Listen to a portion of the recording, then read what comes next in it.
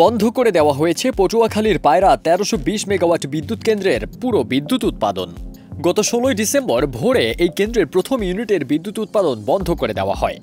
এর আগে গত ৯ নভেম্বর থেকে রক্ষণাবেক্ষণের জন্য এই বিদ্যুৎ কেন্দ্রের দ্বিতীয় ইউনিটের বিদ্যুৎ উৎপাদন বন্ধ রাখা হয়। পার্শ্ববর্তী পটুয়াখালী ১৩২০ মেগাওয়াট বিদ্যুৎ কেন্দ্র উৎপাদনে আসার লক্ষ্যে সঞ্চালন লাইন সংস্থাপনের জন্য পিডিবির নির্দেশনায় এই কেন্দ্রটির বিদ্যুৎ উৎপাদন বন্ধ করা হয়। আগামী ৭ দিন পর পুনরায় এই কেন্দ্র থেকে বিদ্যুৎ উৎপাদন শুরু হবে। বিষয়টি নিশ্চিত করেছেন পায়রা ১৩২০ মেগাওয়াট তাপ বিদ্যুৎ কেন্দ্রের প্রকল্প কর্মকর্তা শাহ আব্দুল মাওলা। পায়রা ১৩২০ মেগাওয়াট তাপ বিদ্যুৎ কেন্দ্র সূত্রে জানা যায়, পায়রার পাশেই পটুয়াখালী ১৩২০ মেগাওয়াট তাপ বিদ্যুৎ কেন্দ্র নামে আরও একটি বিদ্যুৎ কেন্দ্রের নির্মাণ কাজ চলমান রয়েছে। জানুয়ারি মাসে পরীক্ষামূলকভাবে এই বিদ্যুৎ কেন্দ্রটি উৎপাদনে আসবে।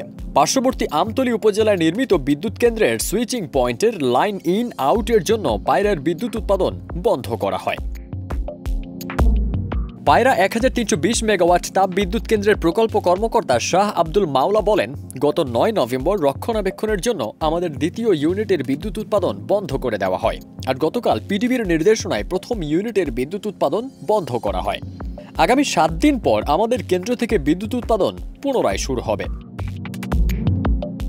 পটুয়াখালী ১৩২০ মেগাওয়াট তাপ বিদ্যুৎ কেন্দ্রের তত্ত্বাবধায়ক প্রকৌশলী আশরাফ উদ্দিন বলেন, আমাদের সুইচিং পয়েন্ট নির্মাণ সহ সব কাজ সম্পন্ন হয়েছে। সবকিছু ঠিকঠাক থাকলে জানুয়ারি মাসের প্রথম দিকে আমরা পরীক্ষামূলকভাবে উৎপাদনে আসতে চাই।